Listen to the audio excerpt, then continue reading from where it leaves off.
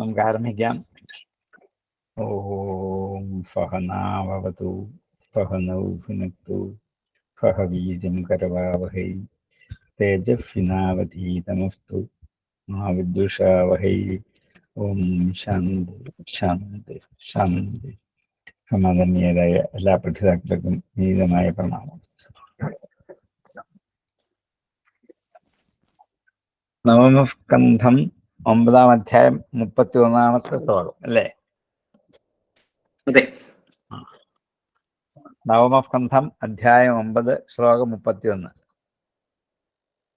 തസ്യ സാധോരപാപസ്യ ഭ്രൂണസ്യ ബ്രഹ്മവാദിനാം കഥം വധം യഥാ ബഭ്രോർമന്യതേ സന്മതോ ഭവാൻ.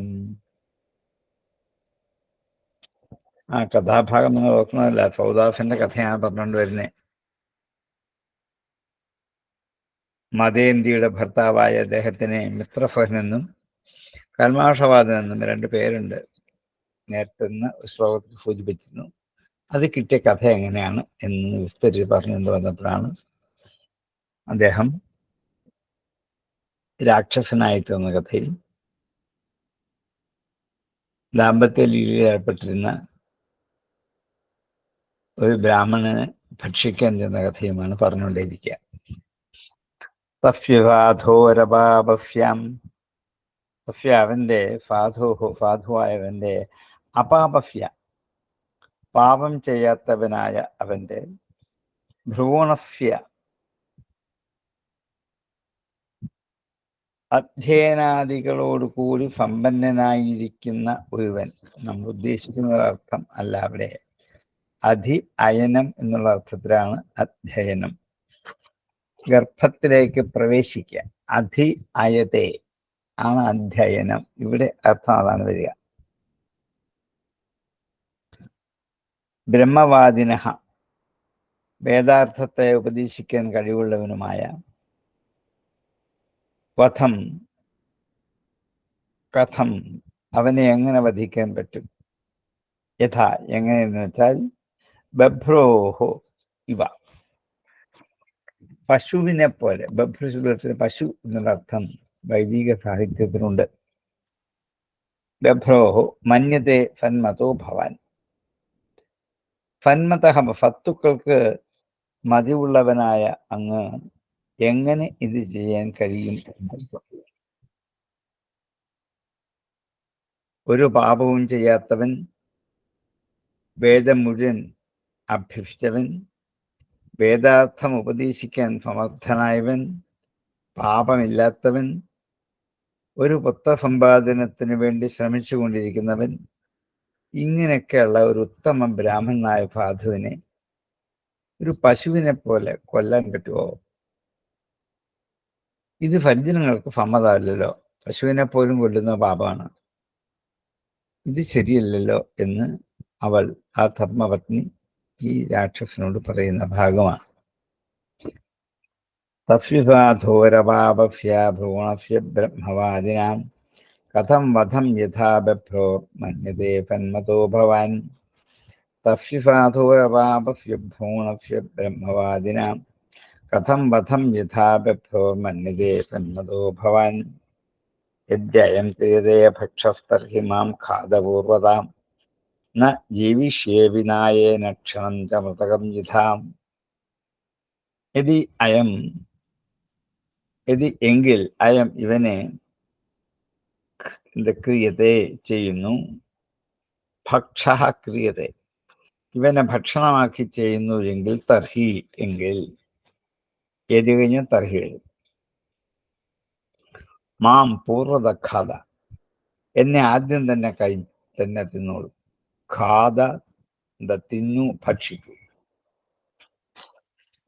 ഇവനെ കൊന്നേ പറ്റൂ എന്നാണെങ്കിൽ അതിനു മുമ്പ് എന്നെ കൊല്ലണം. എന്താ കാരണം? ന ജീവിഷീവിന, എൻ്റെ ഭർത്താവില്ല, ഞാൻ ജീവിക്കില്ല. ഏന ക്ഷണം ച മർത്തകം യഥ, അദ്ദേഹത്തെ മരിച്ചാൽ ക്ഷണം കൊണ്ട് ഞാൻ മരിക്കും. അപ്പൊ അതിനു മുമ്പ് ആദ്യം എന്നെ കൊന്നോളൂ, എന്നിട്ട് ഭർത്താവിനെ നിഗ്രഹിച്ചോളൂ, കുഴപ്പമില്ല എന്നൊരു സന്ധി സംഭാഷണം ഇവർ നടത്തുകയാണ്. യദ്യയം ക്രിയതേ ഭക്ഷസ്തർഹി മാം ഘാതപൂർവതാം ന ജീവിഷ്യേ വിനായേന ക്ഷണം ച മതകം യഥാ. യദ്യയം യദ്യയം ക്രിയതേ ഭക്ഷസ്തർഹി മാം ഘാതപൂർവതാം ന ജീവിഷ്യേ വിനായേന ക്ഷണം ച മതകം യഥാ. ഏവം കരുണഭാഷിണ്യാം വിലപന്ത്യാം അനാഥവത് വ്യാഘ്രപശമിവാഘാതാത് ഇവാഘാതത് പൗദാപശാപമോഹിതം. ഏവം ഇങ്ങനെ കരുണഭാഷിണ്യ കാരുണ്യം തോന്നുമാറ് പറഞ്ഞുകൊണ്ടിരിക്കുന്ന, വിലപന്ത്യ കരഞ്ഞുകൊണ്ടിരിക്കുന്ന, അനാഥവത് നാഥനില്ലാത്തവളെ പോലെ. ഇപ്പം നാഥൻ കൂടെയുണ്ട്, അല്പസമയത്തകം രാക്ഷസൻ ഭക്ഷിച്ച് താൻ അനാഥനാകും.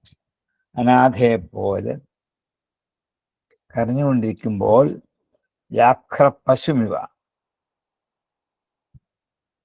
വ്യാഘ്രം ഒരു പുലി പശുവിനെ പോലെ ആഘാത അവനെ കടിച്ചു തിന്നു. സൗദാഫ ശാപമോഹിത. അങ്ങനെ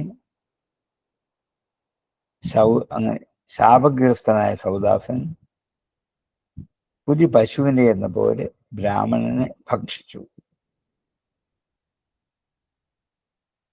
ഇങ്ങനെ കരുണപൂർവം വിലപിച്ചുകൊണ്ട് പറയുന്ന, അനാഥയായി കരയും ചെയ്തുകൊണ്ടിരിക്കെ ശാപത്താൽ മോഹിതനായ സൗദാഫൻ.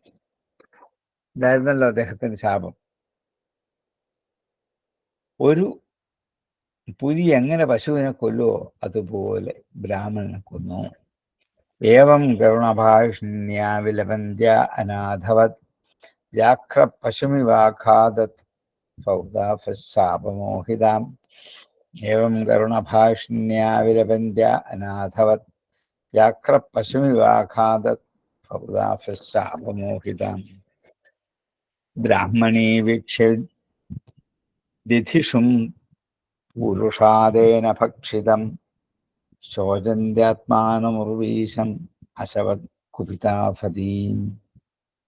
ബ്രാഹ്മണി വീക്ഷ്യ, ബ്രാഹ്മണി ഇത് കണ്ടിട്ട്, ദിധിഷും ആധാനം ചെയ്യാൻ ആഗ്രഹിക്കുന്നവനെ. എന്താധാനം? ഗർഭാധാനം. ഗർഭാധാനം ചെയ്യാൻ ആഗ്രഹിക്കുന്നവനാണ് ദിധിഷു. ആധാതും ഇച്ഛുഹു ദിധിഷു. ദിധിഷും ഗർഭാധാനം ചെയ്യാൻ ആഗ്രഹിക്കുന്നവനെ പുരുഷാദേന രാക്ഷസനാൽ. പുരുഷനെ ഭക്ഷിക്കുന്നവൻ പുരുഷാദൽ. പുരുഷം അത്തീതി പുരുഷാദ. പുരുഷനെ ഭക്ഷിക്കുന്നവൻ പുരുഷാദൻ. തേന പുരുഷാദേന ഭക്ഷിക്കപ്പെട്ടു. ബ്രാഹ്മണി നോക്കി നിൽക്കെ നിമിഷങ്ങൾക്കകം ബീജവിസർജനം ചെയ്ത് പത്നിയിലേക്ക് സ്ഥാപിക്കാൻ ആഗ്രഹിച്ചിരിക്കുന്ന ആ തൻ്റെ ഭർത്താവിനെ ഒരു രാക്ഷസനാൽ ഭക്ഷിക്കപ്പെട്ടു. ശോചന്ത്യ ആത്മാനം ഉർവീശം അശവത്. ശോചന്ത്യ ദുഃഖിച്ചുകൊണ്ട്, ആത്മാനം തന്നെ ഏറെ ദുഃഖിച്ചുകൊണ്ട്, ഉർവീശം ആ രാജാവിനെ അശപത് ശപിച്ചു. കുപിത പതി കോപിഷ്ഠയായിട്ട് ആ രാജാവിനെ ശപിച്ചു. ബ്രാഹ്മണീ വിച്ഛദിശും പുരുഷാദേന ഭക്ഷിതം ശോചന്ത്യാത്മാനമുർവീശം അശപത് കുപിതാഫതി.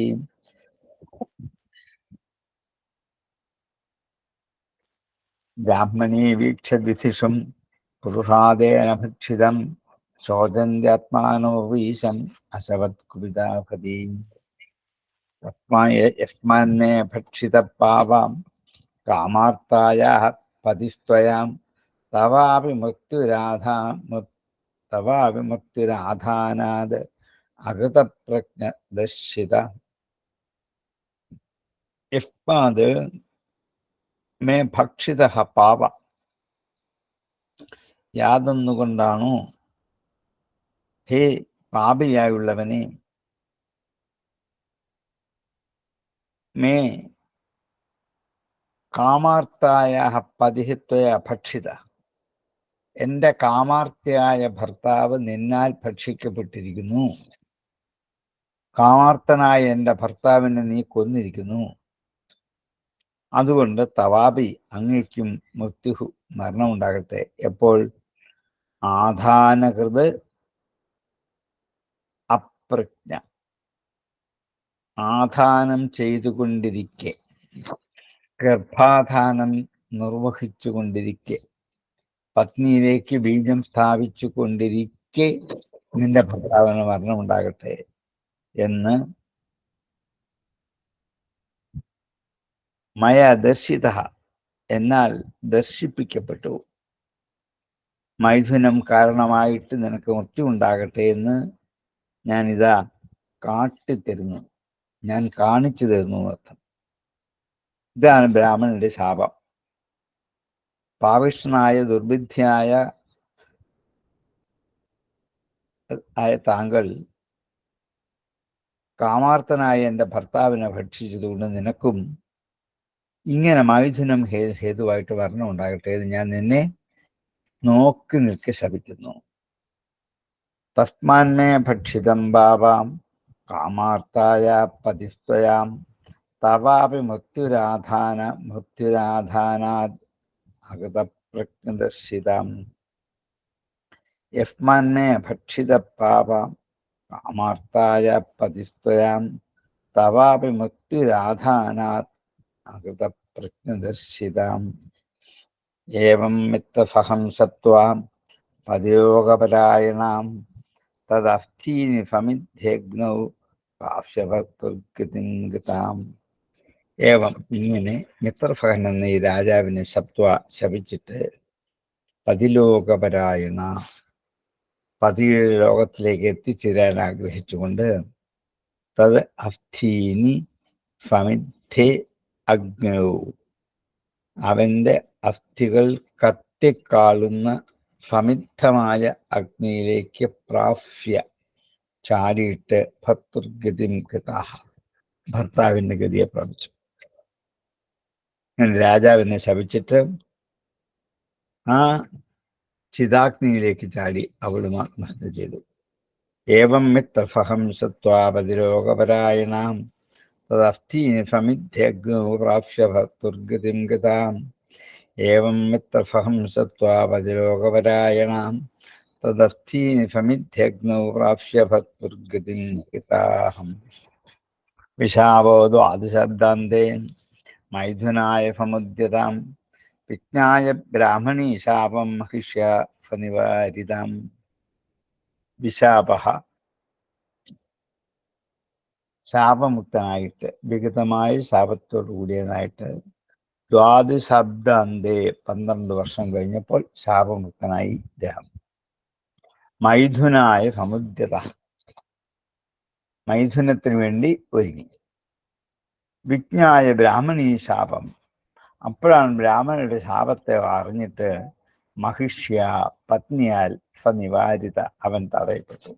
പത്നി പറഞ്ഞു, മൈഥുനം നിർവഹിച്ചാൽ അങ്ങ് മരിച്ചു പോകും എന്നാണല്ലോ ആ ബ്രാഹ്മണ പത്നി ശപിച്ചത്, അതുകൊണ്ട് ഇതിപ്പോ പാടില്ല എന്ന് അവിടെ തടഞ്ഞു. വിശാപോ ദ്വാദശാബ്ദാന്തേ മൈഥുനായ സമുദ്യതാം വിജ്ഞായ ബ്രാഹ്മണീ ശാപം മഹിഷ്യ ഫനിവാരിതാം. വിശാപോ ദ്വാദശാബ്ദാന്തേ മൈഥുനായ സമുദ്യതാം വിജ്ഞായ ബ്രാഹ്മണീ ശാപം മഹിഷ്യ ഫനിവാരിതാം. തദൂർധ്വം ഫലത്യാജസ്തേ സുഖം കർമ്മണാ പ്രജാ വസിഷ്ഠതനുജ്ഞാതോ മതയന്ത്യം പ്രജാമഥാത്. തത ഊർധ്വം, അതിനുശേഷം സഹാവൻ തത്യാജ, ത്യജിച്ചു സ്ത്രീസുഖം. ഇതോടുകൂടി വിരക്തി വന്നിട്ട് സ്ത്രീസുഖത്തെ ഉപേക്ഷിച്ചു. ഇനി മേലാൽ സ്ത്രീകളുമായുള്ള ഒരു സുഖവും എനിക്ക് ആവശ്യമില്ല എന്ന്. കർമ്മണ പ്രജാഹ, കർമ്മണ അപ്രജാഹ, കർമ്മം കൊണ്ട് സന്താനമില്ലാത്തവനായിട്ട് തോന്നുന്നത്. വസിഷ്ഠ തദനുജ്ഞാതോ, വസിഷ്ഠ മഹർഷി ഇദ്ദേഹത്തിന്റെ അനുജ്ഞ കൊണ്ട് മതയന്ത്യം പ്രജാം അധാത്, മതേന്ത്യയിൽ പ്രജകളെ സൃഷ്ടിച്ചു. വസിഷ്ഠൻ ഇവന്റെ അനുജ്ഞ അനുസരിച്ച് മതേന്ത്യയിൽ പ്രജകളെ സൃഷ്ടിച്ചു. അങ്ങനെ വസിഷ്ഠപുത്രന്മാരായിട്ട് വസിഷ്ഠന് മതേന്ത്യയിൽ ആ സന്താന പരമ്പര വീണ്ടും നിലനിന്നു എന്നർത്ഥം. അദ്ദേഹം സ്ത്രീ സുഖമൊക്കെ ഉപേക്ഷിച്ച് വനാന്തരത്തിലേക്ക് തപസ്സിന് ഉപേക്ഷിച്ചു. അപ്പൊ വസിഷ്ഠ മുനിയെ ഏൽപ്പിച്ചിട്ടാണ് പോയത്. അദ്ദേഹം ഇവരുടെ സന്താനത്തെ സൃഷ്ടിച്ചു. തദൂർധ്വം സദത്യാജ സ്ത്രീസുഖം കർമ്മണാ പ്രജാഃ വസിഷ്ഠസ്തദനുജ്ഞാതോ മതേന്ദ്യം പ്രജാമഥാ. തദൂർധ്വം സദത്യാജ സ്ത്രീസുഖം കർമ്മണാ പ്രജാഃ വസിഷ്ഠസ്തദനുജ്ഞാതോ മതേന്ദ്യം പ്രജാമഥാ. വൈ സപ്തസമാഗർഭം അബിഭ്രന്നവ്യജായതാം ജഘ്നേഷ്മനോദരം തസ്യാ ഭോഷ്മകസ്തേന കഥ്യതേ.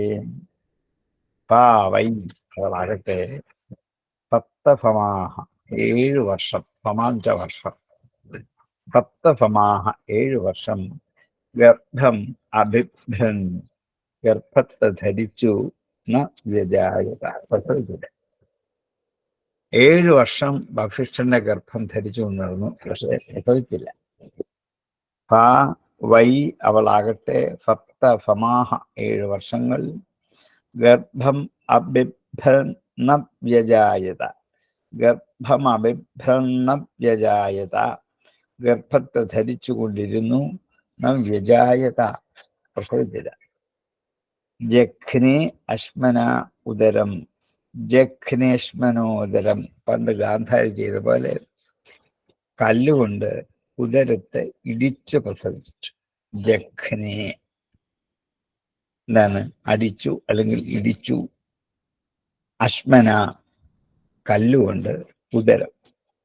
തസ്യാഹ അവളുടെ ഹോ അശ്മകസ്തേന കഥ്യത. അങ്ങനെ ഉണ്ടായ ആ പുത്രൻ അശ്മകൻ എന്ന് പേര്. അപ്പം സോമനാഥന്റെ പുത്രനായിട്ട് ഇനി ഉണ്ടാകാൻ പോകുന്നത് അശ്മകൻ.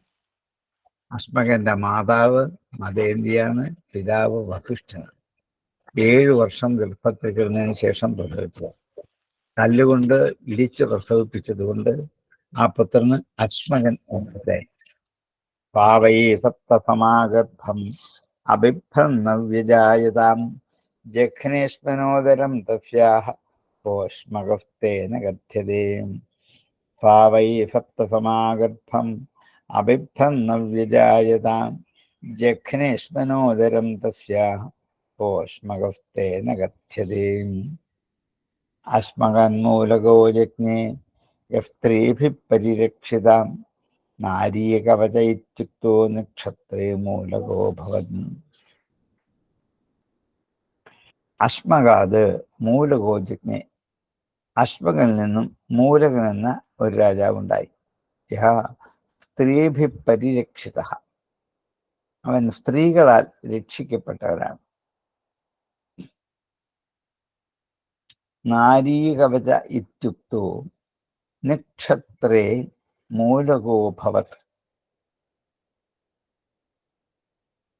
അവന് നാരീകവച ഇത്യുക്ത, നാരീകവചനെന്ന് പറയപ്പെടുന്നു അവന്. നക്ഷത്രേ ക്ഷത്രാഭാവത്തിൽ, ക്ഷത്രിയന്മാരുടെ അഭാവത്തിൽ മൂലക അഭവത് മൂലകനായിട്ട് ഭവിച്ചു എന്നർത്ഥം. അശ്മകന്റെ പുത്രനാണ് മൂലകൻ. കാര്യം പറയാൻ വേണ്ടി എന്ന് പറഞ്ഞെന്ന് മാത്രമേ ഉള്ളൂ. അത് പരശുരാമൻ ക്ഷത്രിയ കുലത്തെ സംഹരിക്കുന്ന കാലമായിരുന്നു കൊണ്ട് ഈ രാജകുമാരനെ ചുറ്റും സ്ത്രീകൾ ഇരുന്ന് പരശുരാമനിൽ നിന്നും അവനെ രക്ഷിച്ച് എടുത്തത് കൊണ്ട് അവന് നാരീ കവചൻ എന്ന് പേര് വന്നാണ്. അശ്മകാത് മൂലകോജജ്ഞേ. അശ്മകനിൽ നിന്നും ഉണ്ടായ പുത്രനാണ് മൂലകൻ. പക്ഷേ ഈ മൂലകന് ഇങ്ങനെ ജനിച്ച് നിലനിൽക്കാനുള്ള കാരണം ആ മൂലകൻ ജനിച്ച സമയത്ത് പരശുരാമൻ ക്ഷത്രിയന്മാരെയൊക്കെ കൊന്നൊടുക്കി കൊണ്ടുവന്ന കാലമാണ്. ഈ കുഞ്ഞിനെയും കൊല്ലുന്ന ഉറപ്പാണ്. സ്ത്രീകൾ ചുറ്റും ഇരുന്ന് ഇങ്ങനെ കുഞ്ഞിനെ കാണിച്ചു കൊടുക്കാതെയിരുന്നു. സ്ത്രീകളെ മാത്രമേ കണ്ടുള്ളൂ അദ്ദേഹം. അങ്ങനെ സ്ത്രീകളാൽ നാരികളാൽ കവചം ചെയ്തതുകൊണ്ട് നാരീകവചൻ എന്നുള്ള ഒരു പേരോടുകൂടി അവനെ അറിയപ്പെടും. അശ്മകാൻ മൂലകോ ജജ്ഞേയ സ്ത്രീഭി പരിരക്ഷിതാം നാരീകവച ഇത്യുക്തോ നക്ഷത്രേ മൂലകോ ഭവത്. അശ്മകാൻ മൂലകോ ജജ്ഞേയ സ്ത്രീഭി പരിരക്ഷിതാം നാരീകവച ഇത്യുക്തോ നക്ഷത്രേ മൂലകോ ഭവത്.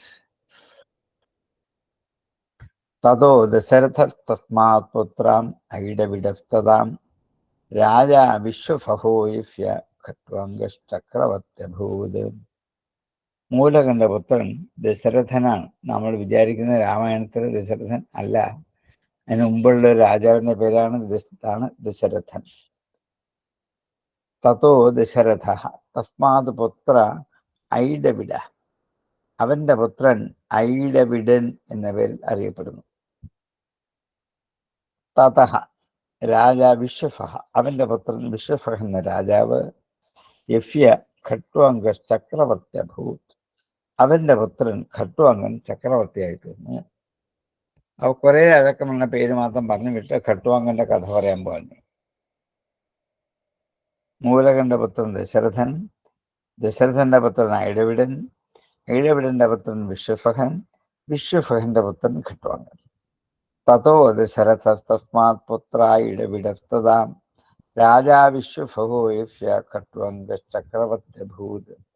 തതോ ദശരഥസ്തസ്മാത് പുത്ര ഐഡവിഡസ്തതാം രാജാ വിശ്വഫഹോ യഫ്യ ഖട്വാംഗശ്ചക്രവർത്യഭൂത്. യോ ദൈവൈരർത്ഥിതോ ദൈത്യാൻ അവധിയുധിദുർജയാം മുഹൂർത്തമായുജ്ഞാത്വൈത്യ സ്വപുരം സന്തധേമനാം. യഹ യാതൊരുവൻ, ആര്? ഖട്വാംഗൻ. ദേവൈഹി അർത്ഥിതഃ, ദേവന്മാരാൽ അപേക്ഷിച്ചതനുസരിച്ച് ദൈത്യാൻ അവധീത്, അസുരന്മാരെ നിഗ്രഹിച്ചു. യുധി, യുദ്ധത്തിൽ വെച്ച് ദുർജയ, ദുർജയനായ അവൻ. ദേവന്മാരോട് പോലും യുദ്ധം ചെയ്ത് ജയിക്കാൻ കഴിവുള്ളവനാണ്. ആരാലും പരാജയപ്പെടുത്താൻ പറ്റാത്തവനാണ് ഖട്വാംഗൻ. അതുകൊണ്ട് ദേവന്മാർ വന്ന് അപേക്ഷിച്ചതനുസരിച്ച് ഖട്വാംഗൻ അസുരന്മാരെ വധിച്ചു കൊടുത്തു. മുഹൂർത്തമായുർജ്ഞാത്വൈത്യപുരം സന്തധേമന.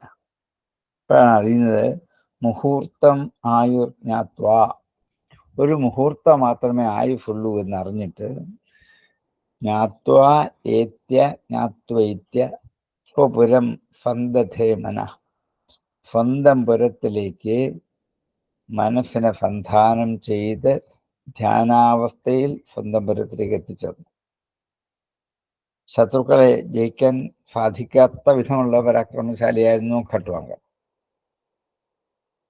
ദേവന്മാരുടെ ആഗ്രഹം അനുസരിച്ച് ദേവലോകത്ത് പോയി യുദ്ധം ചെയ്ത് അസുരന്മാരൊക്കെ നിഗ്രഹിച്ച് തിരിച്ചു വന്നു. അപ്പൊ ദേവന്മാർ സന്തോഷിച്ച് ഇഷ്ടവരം നൽകാൻ ചോദിച്ചോളൂ എന്ന് വേണം. അപ്പൊ പറഞ്ഞു, എൻ്റെ ആയുസ് എത്രയുണ്ടോ അത്രയും കാലവും അപകടം കൂടാതെ, ദുർമരണം ഉണ്ടാതെ, അകാല മരണം ഉണ്ടാകാതെ സുഖമായി എനിക്ക് ജീവിക്കാൻ പറ്റണം. നല്ലൊരു വരമാണ് ചോദിച്ചത്. മരിക്കാതിരിക്കാനുള്ള വരമല്ല, ദുർമരണം ഉണ്ടാവരുത്, അകാല മരണവും ഉണ്ടാവരുത്. അങ്ങനെ ഒരു വരം ചോദിച്ചു. ഓ, അങ്ങനെ തന്നെ ആയിക്കോട്ടെ എന്ന് ദേവന്മാർ അനുഗ്രഹിക്കുകയും ചെയ്തു. പക്ഷേ രാജാവിൻ്റെ ആയുസ് ഒരു മുഹൂർത്തം കൂടെ ഉണ്ടായിരുന്നുള്ളൂ. ഒറ്റ മുഹൂർത്തം കഴിയുമ്പോൾ മരിക്കും, അത്രേ ഉള്ളൂ. ഇതറിഞ്ഞില്ലല്ലോ. അതുവരെ എന്നാ പറഞ്ഞത്. ആ വരവും കൊടുത്ത് അവർ പോയി. യോ ദേവൈരർത്ഥിതോ ദൈത്യാൻ അവധിദ്യുധിദുർജയാം മുഹൂർത്തമായുർജ്ഞാത്വൈത്യ പൗരം സന്തധേമനാം. യോ ദേവൈരർത്ഥിതോ ദൈത്യാൻ അവധിദ്യുധിദുർജയാം മുഹൂർത്തമായുർജ്ഞാത്വൈത്യ പൗരം സന്തധേമനാം.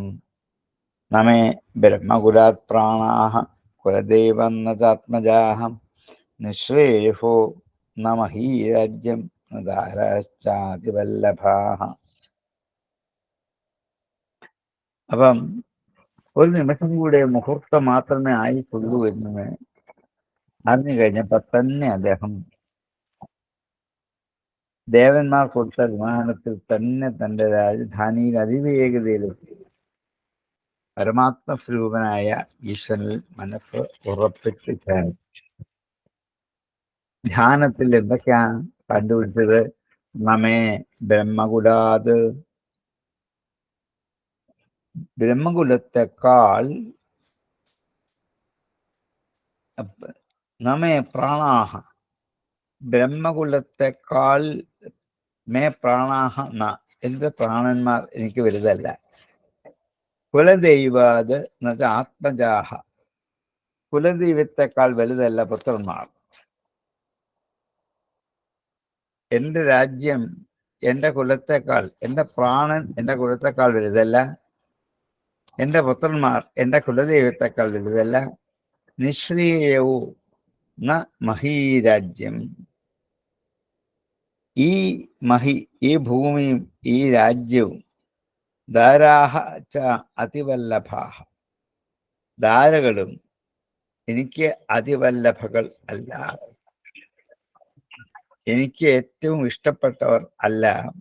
നിശ്രേയസ് മാത്രമാണ് എൻ്റെ ലക്ഷ്യം. പരമമായ പുരുഷാർത്ഥം നേടണം. അവിടെ എനിക്ക് ഈ എൻ്റെ പ്രാണൻ പോലും വലുതല്ല. പിന്നെ ആകട്ടെ പുത്രന്മാർ, പിന്നെ ആകട്ടെ രാജ്യം, പിന്നെ ആകട്ടെ ഭൂമി, പിന്നെ ആകട്ടെ ദാരന്മാര്, ഇവരാരും എനിക്ക് ഒന്നുമല്ല എന്നിപ്പോൾ എനിക്ക് ബോധ്യമായി. എനിക്ക് ഏറ്റവും വലുത് ഈശ്വരൻ തന്നെയാണെന്ന് ഒരു മുഹൂർത്തം കൊണ്ട് നിശ്ചയിക്കാൻ പറ്റി. കട്വാങ്കു ഘടികാരേന 2 മണിക്കൂർ, ഒരു മുഹൂർത്തം. നമേ ബ്രഹ്മകുലാത് പ്രാണാഹ കുലദൈവം നത്മജാം നിശ്രേയോ നമഹീരാജ്യം നരാശ്ചാതിവല്ലഭാഹ. നമേ ബ്രഹ്മകുലാത് പ്രാണാഹ കുലദൈവം നാത്മജാഹ നിശ്രേയോ നമഹീരാജ്യം നരാശ്ചാതിവല്ലഭാഹ. ന ബാല്യേ മദർമഹ്യം അധർമ്മേ രമതേ കുജത് നാവശ്യമുത്തമശ്ലോകാത് അന്യത് കിഞ്ചന വസ്തുഹം. ന ബാല്യേപി, ബാല്യത്തിലും മതിഹി മഹ്യം അധർമ്മേ രമതേ കുജത്, അധർമ്മേ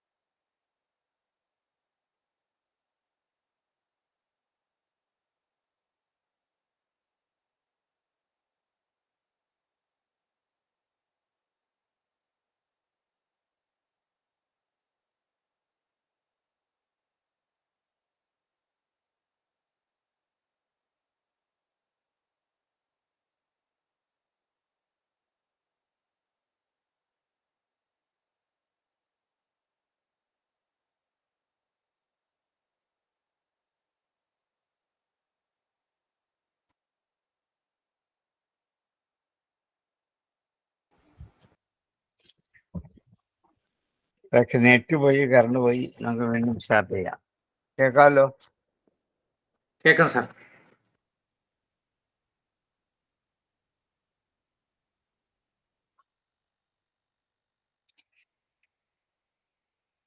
നമേ ബ്രഹ്മകുലാത് പ്രാണാഃ കുലദൈവം ന ചാത്മജ നിശ്രേഷോ നമഹി രാജ്യം ന ദാരാശ്ചാദിവല്ലഭാം ന ബാല്യേപി മതമഹ്യം അധർമ്മേ രമതേ ക്വചിത് നാവശ്യമുത്തമശ്ലോകാദന്യത്കിഞ്ചനവസ്തുഹം ന ബാല്യേപി മതർമഹ്യം അധർമ്മേ രമതേ ക്വചിത് നാവശ്യമുത്തമശ്ലോകാദ കിഞ്ചനവസ്തുഹം ദേവൈ കാമവരോധത്തോ മഹ്യം ത്രിഭുവനേശ്വരൈ ന പ്രണേതമഹം കാമം ഭൂതഭാവന ഭാവനാം.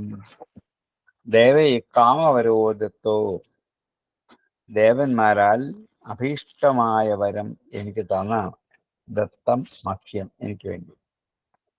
ത്രിഭുവനേശ്വരൈഹി ദേവൈ, 3 ഭുവനങ്ങൾക്കും ഈശ്വരന്മാരായ ദേവന്മാരാൽ എനിക്ക് അഭീഷ്ടവരം തന്നതാണ്.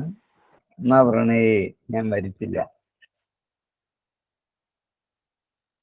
തമഹം കാമം ഭൂതഭാവന ഭാവന, അഹം ഞാൻ,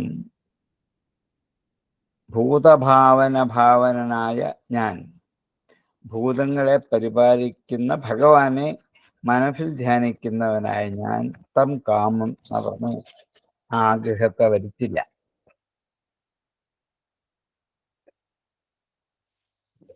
ദേവന്മാരാണ് എന്നോട് ഇഷ്ടമുള്ള വരം ചോദിച്ചോളൂ എന്ന് ഞാൻ പറഞ്ഞു, അവരെ രക്ഷിച്ചപ്പോൾ യുദ്ധം ചെയ്തു.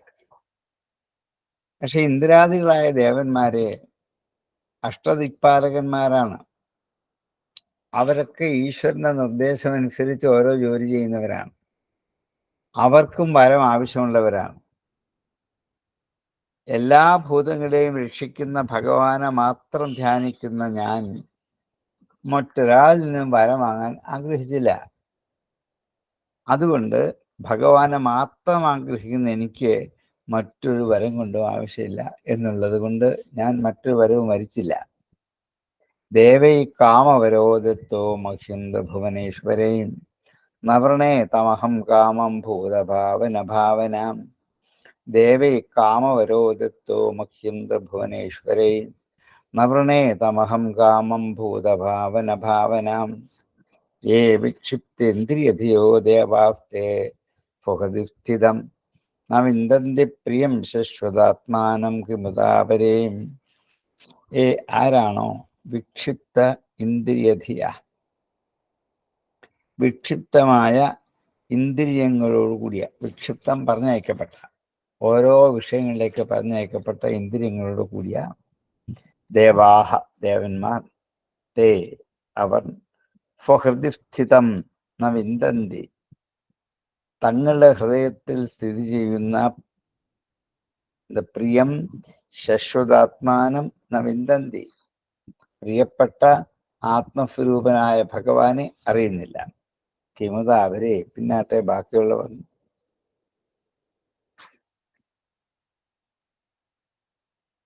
ഇന്ദ്രിയങ്ങളുടെയും മനസ്സിൻ്റെയും ബുദ്ധിയുടെയും ഒക്കെ അടക്കാനുള്ള ശക്തി ദേവന്മാർക്ക് പോലും പലപ്പോഴും കിട്ടാറില്ല. അവർക്ക് പോലും ഇന്ദ്രിയങ്ങളെ അടക്കാൻ സാധിച്ചിട്ടില്ല.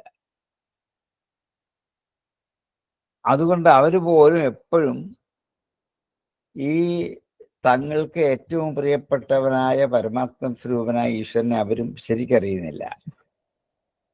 അതുകൊണ്ടാണ് അവർ ഈശ്വരനെ ധ്യാനിച്ച് യജ്ഞം ചെയ്തും യാഗം ചെയ്തൊക്കെ ഇരിക്കുന്നത്. അതിനെ വേണ്ടിയിട്ടാണ്. അവരാണ് എന്നോട് വരം വേണമെന്ന് ചോദിച്ചത്. എനിക്ക് അവരിൽ നിന്ന് കിട്ടിയിട്ട് വരം കിട്ടേണ്ട കാര്യം? ഖട്ടുവാങ്ങന്റെ മഹാത്മ്യം എവിടെയാണ്? നമ്മൾ പുരാണത്തെ പലപ്പോഴും ഖട്ടുവാങ്ങനെ കുറിച്ച് കേട്ടിട്ടുണ്ട്.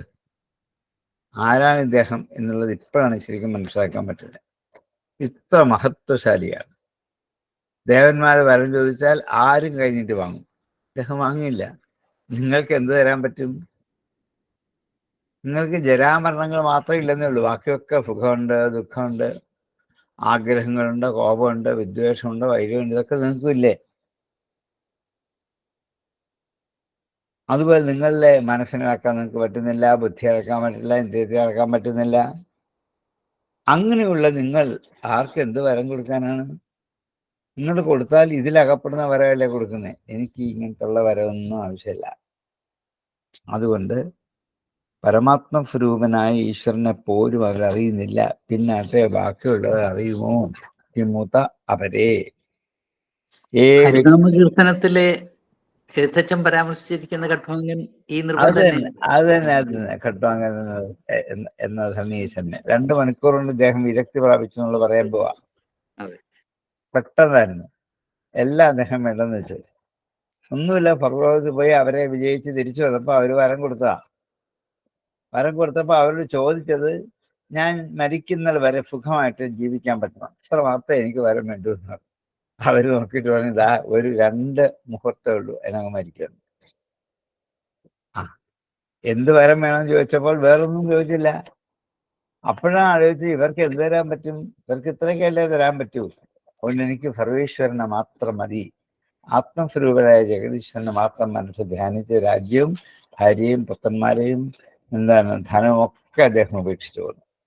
ഇത്രയും പെട്ടെന്ന് മനുഷ്യന് മുക്തി പ്രാപിക്കാൻ സാധ്യമാണ്. പറ്റും. അതെ, ഖഡ്വാംഗോ ഖടികാദ്വയേന 2 മണിക്കൂർ മതി. പിന്നെ യാമാർത്ഥത പിങ്കളയ്ക്ക് ഒരു യാമത്തിന്റെ പകുതി മതിയായിരുന്നു. സപ്താഹേന നൃപ പരീക്ഷത്തിന് 7 ദിവസം മതിയായിരുന്നു. പരീക്ഷത്തിന് 7 ദിവസം വേണ്ടി വന്നു. അതെ, ഉത്താരവാദന്റെ പുത്രനായ ധ്രുവൻ 6 മാസം വേണ്ടി വന്നു. അപ്പൊ പിന്നെ ഞങ്ങൾക്ക് ഒരു സങ്കടമില്ല. ഒരു നിമിഷമേ ബാക്കിയുണ്ടെങ്കിൽ അതങ്ങോട്ട് കൊടുത്താൽ പോരെ. അവന് പ്രായമായിപ്പോയി, ഇത്രയും കാലം എനിക്കൊന്നും പറ്റിയില്ലായിരുന്നു എന്ന് വിചാരിച്ചിട്ട് കാര്യമില്ലെന്ന്. എനിക്ക് ആ ശ്ലോകം ചൊല്ലുമ്പോഴൊക്കെ ഇങ്ങനെ ഓർത്തിട്ടുണ്ട്, ഇദ്ദേഹത്തിന്റെ മഹത്വം ഒന്ന് അറിഞ്ഞാൽ കൊള്ളാമെന്ന്. ഇപ്പോഴാണത് അറിയാൻ പറ്റിയത്.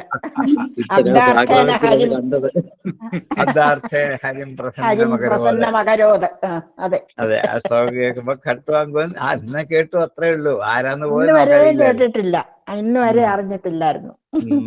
ഇവിടെ നല്ല ഭംഗിയായിട്ട് അദ്ദേഹത്തിന്റെ കഥ. ഇപ്പോഴാണ് നമുക്കത് ബഹുമാനം തോന്നുന്നത് അവിടെയാണ്.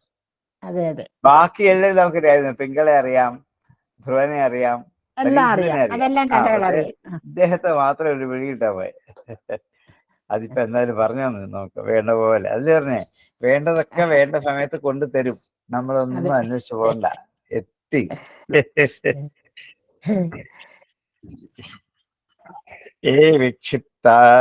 വിക്ഷിപ്തേന്ദ്രിയോ ദേവാസ്തേ സുഹൃദിസ്ഥിതം ന വിന്ദന്തി പ്രിയം ശശ്വതാത്മാനം കിമുദാവരേ. വിക്ഷിപ്തേന്ദ്രിയോ ദേവാസ്തേ സുഹൃദിസ്ഥിതം ന വിന്ദന്തി പ്രിയം ശശ്വതാത്മാനം കിമുദാവരേ. അധേശമായാരചിതേഷു ഭംഗം ഗുണേഷു ഗന്ധർവപുരോപവേഷു രൂഢം പ്രകൃത്യാത്മനി വിശ്വകത്വഭാവേന ഹിത്വാ തമഹം പ്രപദ്യേ. അഥാ ഈശമായാരചിതേഷു, മഹേശ്വരന്റെ മായയാൽ സൃഷ്ടിക്കപ്പെട്ടവയും ഭംഗം ഗുണേഷു, ഗുണങ്ങളിൽ ഭംഗമുള്ളതും ഗന്ധർവപുരോപമേഷു, ഗന്ധർവപുരത്തിന് തുല്യമായിരിക്കുന്നതും ആയ രൂഢമായ പ്രകൃതിയായ പ്രകൃത്യാത്മനി വിശ്വകർത്തുഹു ഭാവേന ഹിത്വാ തമഹം പ്രപദ്യേ. വിശ്വത്തെ മുഴുവനും ഭാവം കൊണ്ട് കൽപ്പിച്ചുണ്ടാക്കുന്ന വിശ്വകർത്താവിനെ ഞാനിതാ ശരണാഗതി. ഇതാണ് ഖഡ്വാംഗന്റെ ശരണാഗതി. കാരണം ഈ ഉണ്ടാക്കിയത് മുഴുവൻ മായാശക്തി കൊണ്ട് നിർമ്മിക്കപ്പെട്ടത് കൊണ്ട് ക്ഷണകാലം കൊണ്ട് കാണാതായി പോകുന്നതാണ്. ഗന്ധർവ നഗരം പോലെയാണ്, അതൊരു ഉപമയാണ്. ഗന്ധർവ നഗരം വെറും ഒരു സാങ്കല്പിക നഗരമാണ്.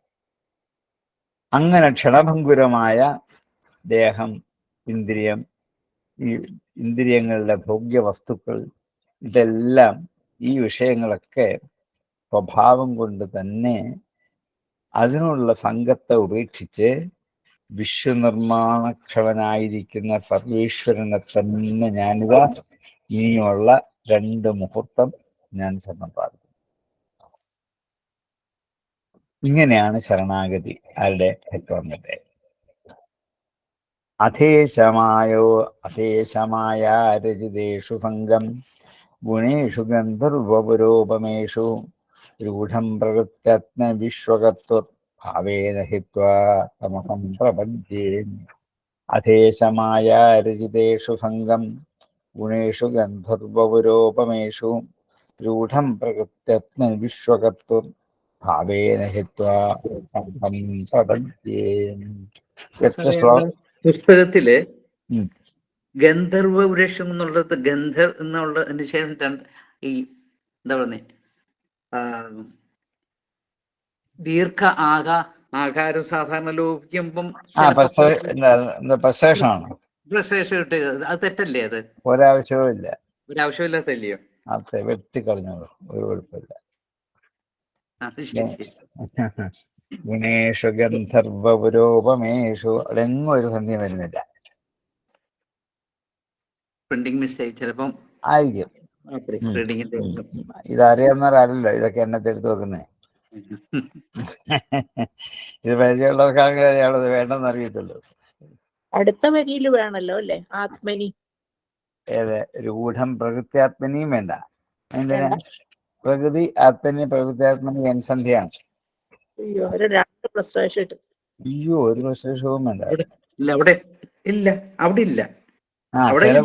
ചില പുസ്തകത്തിൽ കണ്ടേക്കൊന്നു ഈ പറഞ്ഞ പല്ലടിക്കുന്നതല്ലേ. അവിടെ എൻസന്ധ്യയാണല്ലോ വരുന്നത്. എൻസന്ധ്യ പ്രകൃതി ആത്മനി പ്രകൃതി ആത്മനി വേറൊന്നും വേണ്ടല്ലോ. അതെ. അപ്പൊ ഈ ഒറ്റ ശ്ലോകമാണ് ഖട്വാങ്കന്റെ ശരണാഗതി.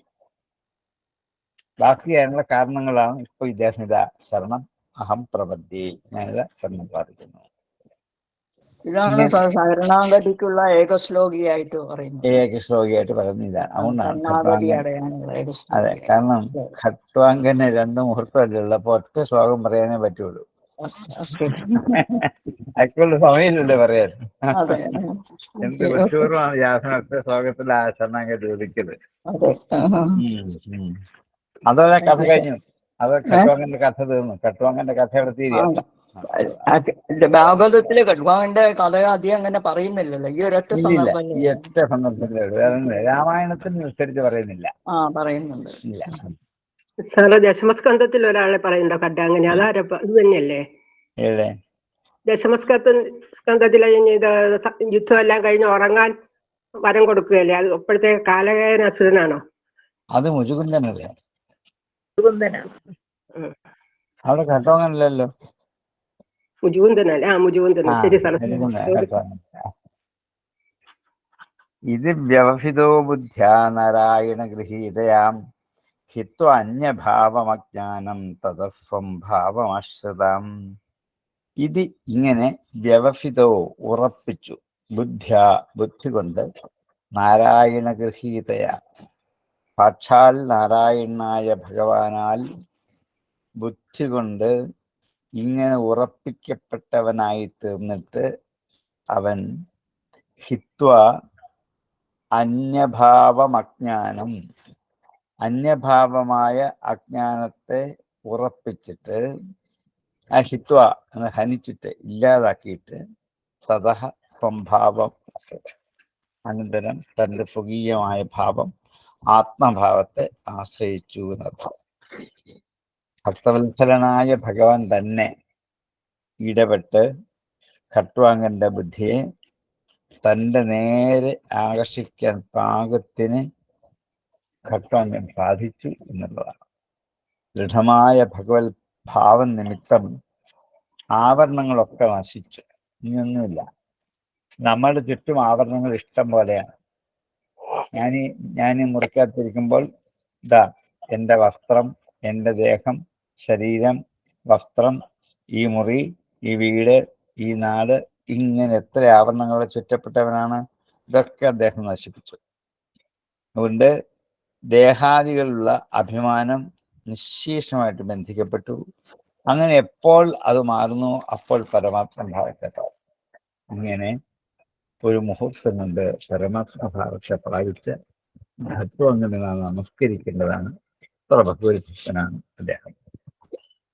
ഇതി വ്യവസിതോ ബുദ്ധ്യാ നാരായണ ഗൃഹീതയാം ഹിത്വാന്യഭാവമജ്ഞാനം തതസ്വം ഭാവമശ്രിതാം. ഇതി വ്യവസിതോ ബുദ്ധ്യാ നാരായണ ഗൃഹീതയാം ഹിത്വാന്യഭാവമജ്ഞാനം തതസ്വം ഭാവമശ്രിതാം. യത്തദ് ബ്രഹ്മപരം സൂക്ഷ്മം അശൂന്യം ശൂന്യകൽപ്പിതം ഭഗവാൻ വാസുദേവേതി യം ഗൃണന്തി ഹി സത്വതാഹം. ഇത് യാതൊന്നുകൊണ്ടാണോ സൂക്ഷ്മം, ഇന്ദ്രിയങ്ങൾക്ക് എത്തിപ്പെടാനാവാത്തത്. സ്ഥൂലത്തിലേക്ക് മാത്രമേ ഇന്ദ്രിയം പോകുള്ളൂ, സൂക്ഷ്മത്തിലേക്ക് ഇന്ദ്രിയങ്ങൾ പോകാൻ പറ്റില്ല. അപ്പം ഇന്ദ്രിയങ്ങൾക്ക് വിഷയമല്ലാത്തതാണ് സൂക്ഷ്മം. അതുപോലെ ശൂന്യകൽപ്പിതം,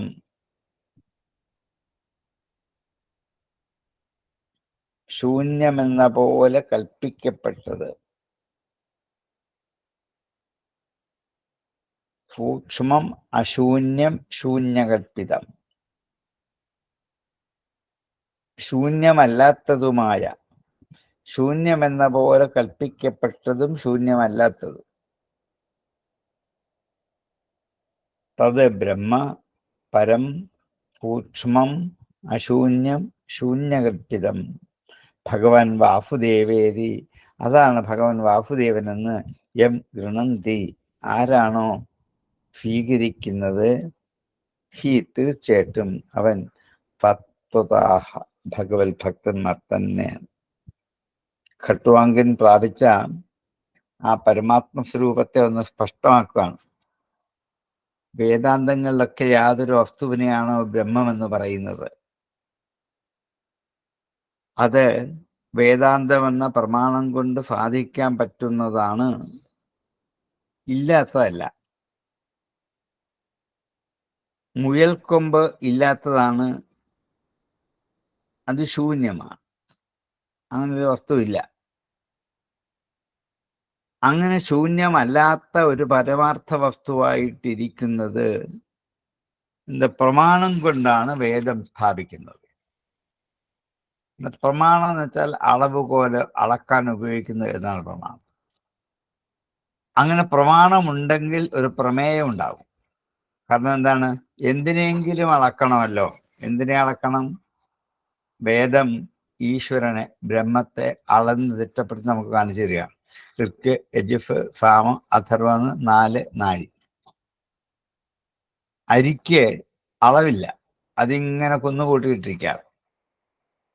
നാഴി കൊണ്ടോ ചങ്ങഴി കൊണ്ടോ പറ കൊണ്ടോ അതിനെ അളന്ന് തിട്ടപ്പെടുത്തി മാറ്റി വയ്ക്കുമ്പോൾ അതിന് അളവിലൊതുങ്ങും. അപ്പോൾ വാസ്തവത്തില് അശൂന്യമായ ഈ വസ്തുവിനെ ശൂന്യമായി തന്നെ കൽപ്പിക്കപ്പെടുകയാണ്.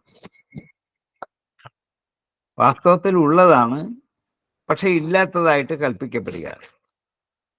അതാണ് വാസ്തവത്തിൽ ബ്രഹ്മം.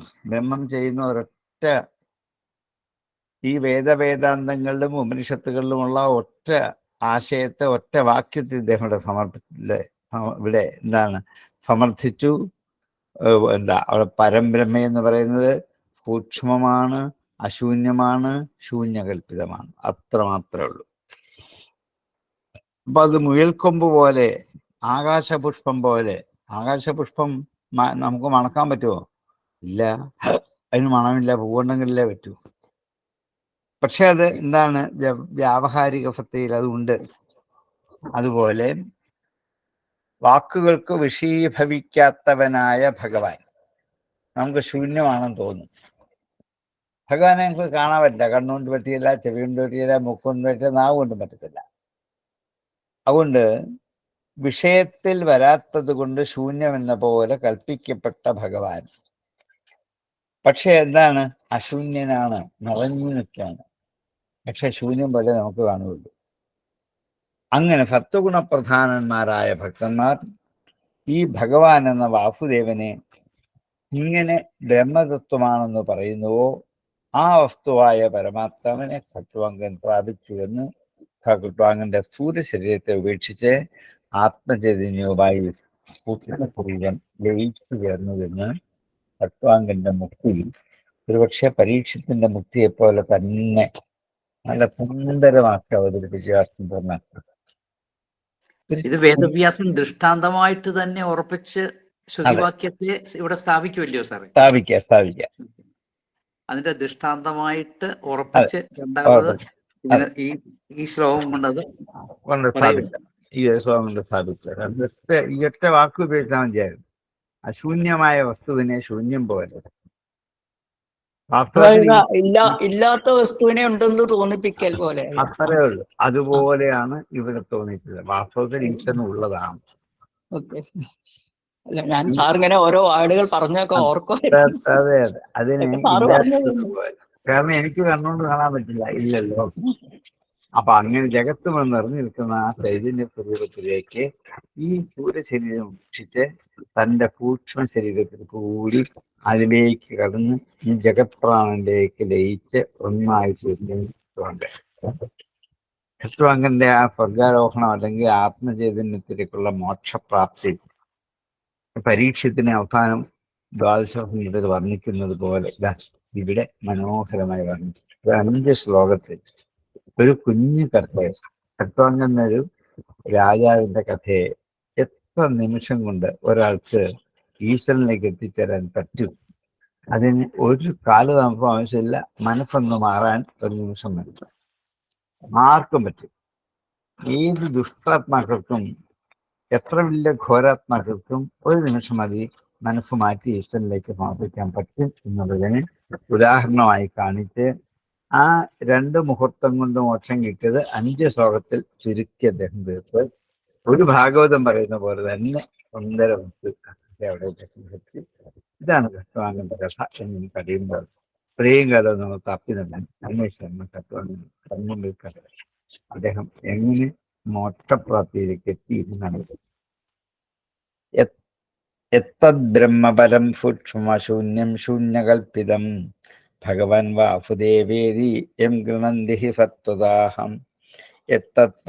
എത്തദ്ബ്രഹ്മപരം സൂക്ഷ്മശൂന്യം ശൂന്യകൽപ്പിതം ഭഗവാൻ വാസുദേവേതി എം ഗൃണന്തി ഹി സത്വദാഹം. അങ്ങനെ ആ 9ാമത്തെ അധ്യായം അവസാനിച്ചു. അടുത്ത ദിവസം നമുക്ക് 10ാം അധ്യായത്തിലേക്ക് പ്രവേശിക്കാം. നമ്മുടെ സമയം എത്താൻ കൃത്യമായിരിക്കുകയാണ്.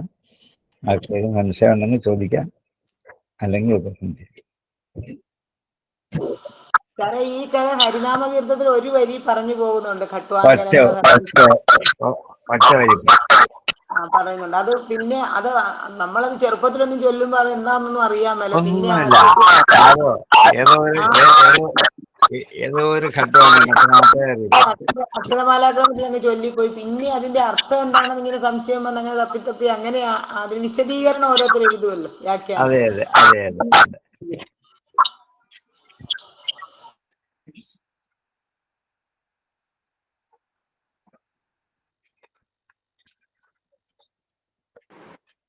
ശൂന്യകൽപ്പിതം അശൂന്യം എന്നുള്ള ഡെഫിനിഷൻ വളരെ ഭംഗിയായി. എനിക്ക് ഏറ്റവും ഹൃദ്യമായി തോന്നിയ അവരൊറ്റ വരിയാണ്. വേദാന്തം മുഴുവൻ എൻ്റെ അകത്ത് പറഞ്ഞു കഴിഞ്ഞിരിക്കും. അത്ഭുതം അതിങ്ങനെ ചുരുക്കാൻ പറ്റുക. അവർക്ക് ഓർക്കുന്നൊരു അത്ഭുതം ആ വാക്ക്. ആ 2 വാക്കുകൊണ്ട് മുഴുവൻ കാണിച്ചു. 2 വാക്കേ വേണ്ടു. അതെ സുന്ദരമായിരിക്കും.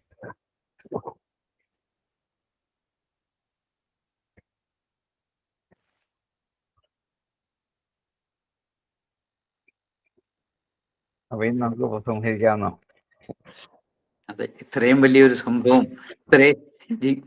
ജീവിതത്തിന്റെ ഇത്രയും നാള് കേട്ട ഒരു നാമം ഇപ്പോഴാണത് എന്താണെന്ന് വ്യക്തമായിട്ട് ഇപ്പോഴാണ്. അങ്ങനെ ഒരു മഹാഭാഗ്യം ഇന്ന് കിട്ടി. ഇനി ഹരിനാമകീർത്തനം വായിക്കുമ്പോൾ നന്നായിട്ട് ഓർമ്മിക്കാൻ പറ്റും, ആർക്കെയും പറഞ്ഞു തരാൻ പറ്റും, ഒക്കെ ചെയ്യും. അല്ല, ഇത്രയൊരു വലിയ ദൃഷ്ടാന്തം ഈ സപ്താഹങ്ങളിലൊക്കെ ഈ 5 ശ്ലോകങ്ങളിലൂടെ പറയുന്ന ഈ കാര്യം ഒരു പക്ഷെങ്കിൽ ഈ ആചാര്യന്മാരൊന്നും ഇതിനെ അത്ര ഒന്നും പറയില്ല. ഈ അധ്യായങ്ങൾ നാമസംബന്ധത്തിൽ ഒന്നും പറയത്തില്ല. രാമായണം മാത്രമേ പറയൂ, ഒന്നും പറയില്ല. അല്ല അതുകൊണ്ടില്ലയോ ഇതുവരെയും. കാരണം പ്രത്യേകിച്ച് ഹരിനാമ കീർത്തനത്തിൽ ഇത്രയും അത് എടുത്ത് പറയപ്പെട്ടിട്ടുള്ള ആയിട്ട് പോലും കാരണം ഇതിന് ഇതിനെക്കുറിച്ച് ഈ ആചാര്യന്മാർ ഇത് 10 മിനിറ്റ് മതി. എല്ലാവരും ഹരിനാമകീർത്തനം ചൊല്ലുന്നവരാണ്. അതുകൊണ്ട് സപ്താഹത്തിൽ 10 മിനിറ്റ് എടുത്ത് ഈ കഥയൊന്ന് പറഞ്ഞാൽ ഒരു നഷ്ടവും വരുന്നില്ല. അല്ല അത് തന്നെയല്ല അതായത് ഇത് എത്ര പ്രാധാന്യമുള്ള ഒരു കാര്യമാണ്. കാരണം അതെ അതെ തീർച്ചയായിട്ടും. അതെ അതെ അതെ എല്ലാവർക്കും ഈ മുക്തിപദം പ്രാപിക്കാൻ കഴിയും. അതിനുവേണ്ടി ഈ സപ്താഹം നടത്തുന്നത്. അത് തീർച്ചയായിട്ടും. അപ്പോ അതിലാരും സങ്കടപ്പെടണ്ട. പറയണ്ടേ? അത് തീർച്ചയായിട്ടും പറയേണ്ടതാണ്. പക്ഷെ എന്ത് ചെയ്യാം, ഇത് വാസ്തവത്തിൽ ഒരു പേജിൽ ഒരു പാരഗ്രാഫ് എഴുതി വെക്കുന്ന കുഞ്ഞു കഥയാണ്. അല്ല അതിപ്പോ സാറ് പറഞ്ഞതുപോലെ ഈ സൂക്ഷ്മമാണെങ്കിലും അശൂന്യമാണ് എന്നൊക്കെയുള്ള കാര്യമൊക്കെ പറഞ്ഞ് മനസ്സിലാക്കാൻ അതിനത്ര വലിയ പാടൊന്നുമില്ല. അതിലടങ്ങിയിരിക്കുന്ന ആ വേദാന്ത തത്വമൊക്കെ ഒന്ന് പറയണമെങ്കിൽ എന്തായാലും പോട്ടെ, നമുക്ക് പഠിക്കാൻ പറ്റില്ല. അത് വിചാരിച്ചാൽ നമുക്കത് കിട്ടി. ക്ലാസ് എങ്ങനെ പോട്ടെ. ക്ഷേത്രങ്ങൾക്ക് വരുമാനം ഉണ്ടാക്കാനാ സപ്താഹം നടത്തുന്ന സാറേ, അല്ലാതെ ആൾക്കാർക്ക് സത്യം അതിനോട് മടുപ്പാണ് ഇപ്പൊ. സപ്താഹം കേൾക്കുമ്പോ സങ്കടം വരും. സ്ഥിരം കുറെ കഥകൾ പറയും, അത് മാത്രമേ ഉള്ളൂ, വേറെ ഒന്നുമില്ല. അത്രേ ഉള്ളൂ. എന്താണ് ഇവിടെ നരസിംഹാവതാരം, കൃഷ്ണാവതാരം, രുക്മിണി സ്വയംവരം, കുചേലഗതി, അത്രേ ഉള്ളൂ. വേറെ പിന്നെ രാജാമ്പളന്റെ കാര്യം ഒന്ന് സ്വല്പം പറയാം. ചിലപ്പോ നേരം കിട്ടും. ഈ 4 ഗംഭീരമായിട്ട് ആഘോഷിക്കും. അത്രേ ഉള്ളൂ. അത്രേ പേരേ ഉള്ളൂ കേൾക്കുന്നവർക്കും ഇപ്പൊ. അതെ, അതുകൊണ്ടാണ് സപ്താഹത്തിനോട് പോകാൻ മടുപ്പതാ. ഇങ്ങനെ കുറെ നല്ല കാര്യങ്ങൾ കിട്ടുമെന്ന് കണ്ടാൽ തീർച്ചയായിട്ടും അതിനകത്ത് ആള് വരും. ഇല്ല സാറേ, ക്ഷേത്രം നേരത്തെ അവരോട് ആചാര്യനോട് പറയും ഇതൊക്കെ ചെയ്യണം, വരുമാനം ഉണ്ടാക്കണം. പിന്നെ അവരെന്ത് ചെയ്യും? അതെ അതെ, അതിനവർ നിന്നു കൊടുക്കരുത്. അങ്ങനെ പറ്റില്ല എന്ന് പറയണം. അങ്ങനെ എനിക്ക് സപ്താഹം പറ്റില്ല എന്ന് എല്ലാവരും പറഞ്ഞാൽ നടക്കില്ലല്ലോ. കുറെ പറയാ പോന്നണ്ടല്ലേ. അത് ആചാര്യന്മാര് തന്നെ അങ്ങനെ ഒരു തീരുമാനം അവര് തന്നെ അങ്ങനെ തീരുമാനം എടുക്കണം. എങ്കിലേ പറ്റത്തു. അത്രേ ഉള്ളൂ. കാരണം അല്ലെങ്കിൽ ഭാഗവതം വിറ്റ് കാശാക്കാനുള്ളതല്ല. അതിന് വേറെ വഴി ഇഷ്ടം പോലെയുണ്ട്. ധാരാളം ഭൗതിക വസ്തുക്കളുണ്ട്, അതൊക്കെ വിറ്റ് കാശാക്കി ഉപജീവനം കഴിച്ചോട്ടെ. ഭാഗവതം അതിനുള്ളതല്ല എന്നൊരു ചിന്ത ഉണ്ടാവണം. അല്ല, കൂടുതൽ ദിവസം എടുത്താൽ മതി, 7 ദിവസം വേണമെന്നില്ല. 7 ദിവസം വേണമെന്നില്ല. അല്ല, 7 ദിവസം ഓരോ ദിവസവും 4-5 വർഷം കൊണ്ട് മതി. ഒരു ദിവസം 3 സ്കന്ധം പറഞ്ഞാൽ മതി. അടുത്ത സപ്താഹത്തിൽ ബാക്കി 3 സ്കന്ധങ്ങളാട്ടെ. അതെ അതെ അതെ, അപ്പൊ കുഴപ്പമില്ലല്ലോ. അത് ധാരാളം. ആദ്യത്തെ സപ്താഹത്തെ ഇപ്പൊ ചതുർത്ഥം വരെ ഭംഗിയായിട്ട് പറയാം, 3 സ്കന്ധം. അത് സാർ പറഞ്ഞ ശരിയാ. അതുപോലെ തന്നെ ഈ വായനയുടെ സ്റ്റൈല്, സ്പീഡ് കുറയ്ക്കാം, സമയം കിട്ടുമല്ലോ. സ്പീഡ് കുറച്ച് ഒതുക്കെ വായിച്ച് ആർക്കും വായിക്കുന്നവർക്കും അറിയില്ല, കേൾക്കുന്നവർക്കും അറിയില്ല, അങ്ങ് പോവുകയല്ലേ 100 മൈൽ സ്പീഡിൽ. എന്തിനാണോ ഇങ്ങനെ? എന്തോ അപ്പം ചെയ്യേണ്ടതേ ഉള്ളൂ. ഈ 7 സ്കന്ധവും ഒരു സപ്താഹത്തിൽ വായിച്ചു തീർക്കാൻ ശ്രമിക്കണ്ട. ആദ്യത്തെ സപ്താഹത്തിൽ 3 സ്കന്ധം വായിക്കുക. അടുത്ത ദശമം രണ്ട് സപ്താഹങ്ങളായിട്ട് വായിക്കുക. ഏകാദശം മാത്രം ഒരു സപ്താഹം. ഒരു കുഴപ്പമില്ല. അങ്ങനെ 3-4 വർഷം കൊണ്ട് തീർന്നാൽ മതി. അതെ, സമയം എടുക്കണം. പിന്നെന്താ, സമയമെടുത്ത് ആലോചിച്ച് ചിന്തിച്ച് പഠിച്ചു പോയാൽ മതി. ആര് ചെയ്യും സാറേ ഇതൊക്കെ? ആരെങ്കിലുമൊക്കെ ഉണ്ടാവാം എന്ന് വിചാരിക്കാം. ഏകാദശം അതുപോലെ ദ്വാദശ ബ്രഹ്മോപദേശം ഒന്നും ആരും ഒന്നും പറയുന്നേ ഇല്ല. അവിടെയൊക്കെ ഒന്നും പറയാ കഷ്ടം ബ്രഹ്മോപദേശം. ഇപ്പൊ ചിദാനന്ദപുരി സ്വാമിയെ പോലെ കുറച്ചു പേര് ഇതിനോട് പ്രതിഷേധിക്കുന്നുണ്ട്. അല്ല, അത് കുറച്ചു നാളാവുമ്പോ ഈ കേട്ടിരിക്കുന്നവർ തന്നെ ചിന്തിച്ചു തുടങ്ങും. യഥാർത്ഥത്തിൽ കേൾക്കാൻ വന്നിരിക്കുന്നവർ ചിന്തിച്ചു തുടങ്ങും. അത് ചിന്തിക്കുന്നത് നിങ്ങളെ പോലെ പഠിച്ച കുറച്ച് ആൾക്കാരാണ് ചിന്തിക്കുന്നത്. അങ്ങനെ വരട്ടെ കൂടുതൽ. ഈ ഇത്രയും കഥകൾ പറഞ്ഞ് ഈ പല രാജാക്കന്മാരുടെയും വാഴ്ചയും വീഴ്ചയും ധർമ്മത്തിന്റെ അധർമ്മത്തിന്റെയും ഭാവി ഒക്കെ പറഞ്ഞു അവസാനം ഈ ബ്രഹ്മോപദേശം കൊടുക്കാൻ വേണ്ടി ആയിരുന്നു. പക്ഷെ അത് ഒരു സപ്താഹാചാര്യനും ഒരാളോടും അത് പറഞ്ഞ് ഞാൻ കേട്ടിട്ടില്ല, ഇതുവരെ കേട്ടിട്ടില്ല. അത് ഗഹനമായ കാര്യമാണ്, നന്നായിട്ട് പറയാനുണ്ട്. ഉണ്ട് ഉണ്ട്. ഏകാദശവും ദ്വാദശവും കൂടെ ഒരു 7 ദിവസം പറഞ്ഞാൽ തീരില്ല, അതുപോലുണ്ട്. അല്ല, അങ്ങനെ മാറ്റണം, മാറ്റി മാറ്റി പറയണം, സമയമുണ്ടല്ലോ. അങ്ങനെ പറയില്ല സാറേ, ഇതൊരു പാക്കേജ് ആണ്. അവിടെയാ വരുന്ന കുഴപ്പം. ഇതൊരു പാക്കേജ് ആണ്. നമ്മൾ ചികിത്സയ്ക്കൊക്കെ ചെല്ലുമ്പോൾ ഇന്ന കാര്യങ്ങൾ ഒരു പാക്കേജ് 2 ലക്ഷം രൂപ എന്ന് പറഞ്ഞാൽ എല്ലാം ഒരു പാക്കേജ് ആണ് ഇപ്പൊ. നമുക്കത് മാറ്റാൻ ശ്രമിച്ചു നോക്കാം, ആകുമ്പോ നോക്കാം. എന്തായാലും അതെ, നമുക്ക് പഠിക്കാം. ശരിയാണ്. അതിന്റെ ആർഭാടം കുറഞ്ഞിട്ട് അതിന്റെ കാതൽ കൂടുതൽ കൊടുക്കുന്ന സപ്താഹങ്ങൾ നടത്താൻ അതുകൊണ്ടേ മനുഷ്യ മനസ്സുകളെ മാറ്റിയെടുക്കാൻ പറ്റുള്ളൂ.